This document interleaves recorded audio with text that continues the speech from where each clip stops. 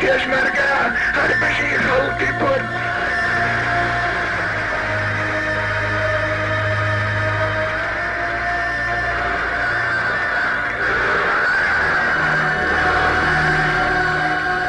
هەر ئینتزارم ئەوەیە کە میلەتی کورد لە کوردستانی ڕۆژهەڵات بۆ خۆی لەسەر پێی خۆی ڕاوەستێ و ئەو بێ شرائط تعیین بکە نەک لە دەرەوە شرائطی بۆ تعیین بکە.